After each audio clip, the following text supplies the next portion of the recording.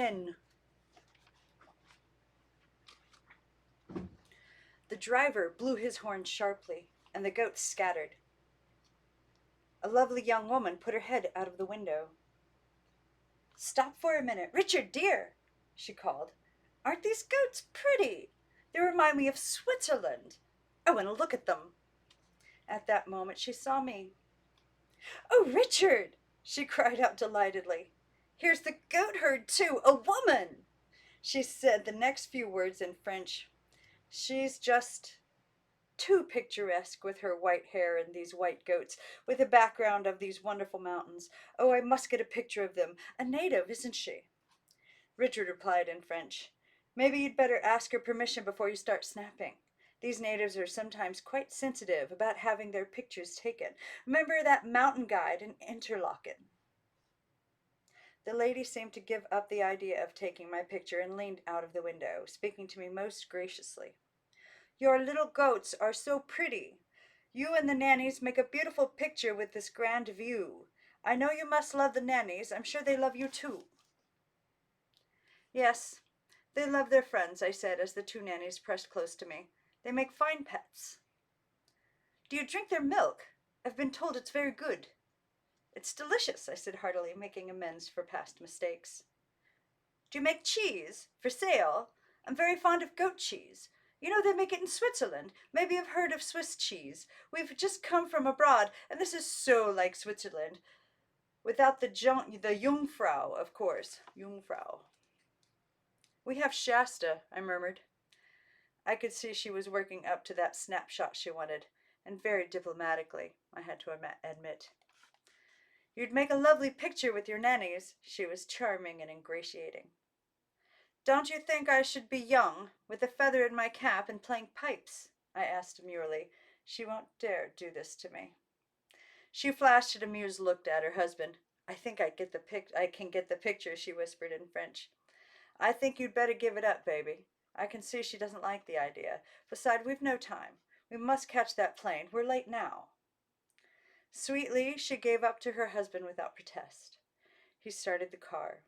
She turned around in her seat to look back, and I saw that she was watching me as they drove away. I was well on my way homeward, leaning on a little staff I had picked up, looking, I am sure, as picturesque as all get out, but feeling very old and tired. Chicken chasing had well nigh proved my undoing. When I came to a bend in the road, I saw that the long, low car had stopped, and the lovely lady was pointing a camera at me. All 15 of the nannies, the pretty young ones in the lead, tapering down to the old brown nanny in the rear with her ugly udder and scrawny hide, and an indeterminate number of gamboling kids, were following me in orderly procession, the heads held high, stepping as daintily as ballet dancers. Yes, if I had been a youth with pipes at my mouth and a feather in my cap, I would have been a picture worth preserving. But as things were, well, she got the snapshot anyway. For a few moments after they drove on, nostalgia threatened to overwhelm me. Switzerland, Interlaken, the Jungfrau. I hurried home to my task of making mustard-flavored papier-mâché and stuffing rat holes. Frenchie, cold sober by this time, his mood not as sparkling as usual, brought me the materials that I hoped would finally do the trick. After supper, I again shredded newspapers, put the pieces to soak, made another bucket of flour paste, and fell into bed, too tired to care what high carnival the rats might hold. What they really did, their appetites merely whetted by their gluttony of the night before, was to eat the rest of my papier-mâché out of the holes, leaving them clean and ready for the next treatment. In the morning, I stirred Frenchie's mustard into the paste. I mixed it with the newspaper pulp. The result looked and smelled infinitely worse than the first batch. I filled all the holes, tamping the stuff in with a stick. The mustard worked. That night I slept in heavenly, blissfully undisturbed silence until about 3 in the morning. Then I awakened, but briefly, hearing the noise of the boys' jalopy rattling by on its way to Bent Pine. Vicky heard it too and thumped her tail on the floor in welcome. They're home, I thought, and tomorrow I would definitely put an end to this mystery about my assessment work. I would ask questions and insist on plain answers. What were they up to, anyway, treating me in this fashion? And then I slept again, so soundly that I didn't hear the swift, pelting, but brief downpour that turned the ground to mud. Waking to bright sunshine, I was surprised to see the trees, as well as my vines and flowers, bejeweled with sparkling drops of water. Breakfast over, I wandered out into the garden. Anemones were poking pale leaves through the wet earth, Virginia stocks, and all their brilliant colors bloomed on the lower terrace. Croft lilies lifted their still tightly closed buds in the front yard, and double pink hollyhocks raised gaily dressed spikes higher than my head. The earth was too wet for me to do any work in the garden today. I would putter around in the cabin, perhaps to start to read my last book of the month selection. Just then the boys came up the trail, talking and laughing. "Morning," I greeted them. "Can I get you some warmed over coffee?" "We've eaten," dear sir said, looking mysterious and going directly into the kitchen. Up and Up followed at his heels. I went inside, not feeling as brash and determined as I had in the night. I didn't exactly ask what this was all about, but I hinted broadly that they might entrust their secret to me with confidence. I poked the fire in the stove and rattled the breakfast dishes in the pan to call attention to myself. All the while I had one ear cocked to catch any chance remarks that might enlighten me. Several cryptic phrases were said, but I could see no sense to them. "We could use Billy Goat's steak rope if we could find it," said Up and Up. A guilty shiver ran down my spine. No, I would not tell them where it was. Let them find it for themselves. "It's been lost since dear Madam came," Up and Up went on thoughtfully. Dear Sir went out into the backyard presently. Dear Sir went out into the backyard, presently came in again. "I found this rope on the woodshed," he told Up and Up. "It's not very thick," Up and Up objected. "You know she's heavier than she looks." Must be they're talking about one of the nannies, I thought. "Oh, she's not as heavy as all that," said Dear Sir. "We'll have to put her on that thick red sweater of hers and a heavy skirt." "Are you boys talking about me?" I demanded in sudden alarm. "Sure are," said Up and Up. "Get your warm duds on and tie something around your head. It might turn cold up there. We're going to take you for a trolley ride to the claims." The claims? I quavered. "That's right," Dear Sir said firmly. "That assessment work you've been nagging us about. You're going to see that it's done. Maybe we'll have peace for a while along this stretch of the Klamath River." "Me? Nagging? I never." "Oh, yes, you did, dear madam. Now put on warm clothes, or do you want us to?" I retreated into the bedroom. When Dear Sir used that tone, I had learned it was better to go along with whatever course of action he was planning at that time. Soon I emerged, looking like a carelessly made cocoon. Dear Sir picked up a chair cushion and held it against my back, while Up and Up began tying the middle part of the rope around me. "Just what do you men think you're doing?" I demanded indignantly. "We're taking you up to your claim, Alpine fashion," Dear Sir explained in his deliberate way. "Maybe you could make it on your own steam if the trail was dry, but this morning it's slick with mud and you'll break your neck the first 100 yards. We can't wait for things to dry out because this is the last day of June and assessment work done after today doesn't count. I'll go ahead with one end of the rope over my shoulder, and Up will come along behind with the other end of the rope over his shoulder. But what about me? You'll be dangling in between, as easy as that, just like you wear a lady's reticule." I tried to treat the absurd procedure lightly, chuckling a little at the joke. But they were not joking. They were in dead earnest, and off we started, Dear Sir setting a fast pace up the steep mountain. All went well for 100 yards or so. Then I protested that the rope was cutting me in two. "Ship ahoy!" Up and Up shouted. "The rigging ain't working." He dropped his end of the rope and went leaping down to my cabin. In a minute or so he was back with a pillow from my bed, white slip and all. He shoved it under the rope against my floating ribs and told me to lean on it hard and to relax. I leaned hard perforce, but I couldn't relax.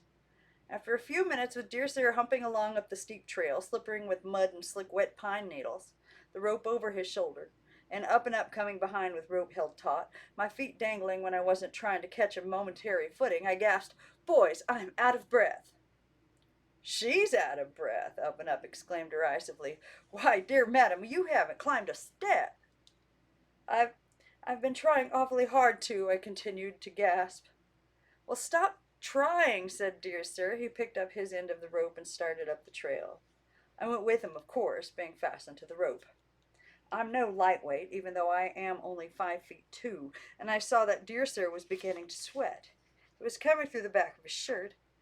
I was sorry to see him straining at the rope, but the only thing I could do about it was to use a little subterfuge. Please, dear sir, I've lost a shoe, I called. When did that happen? Demanded Up and Up, as if I had caught him in a lapse of duty. Back there when you skipped me over that big boulder.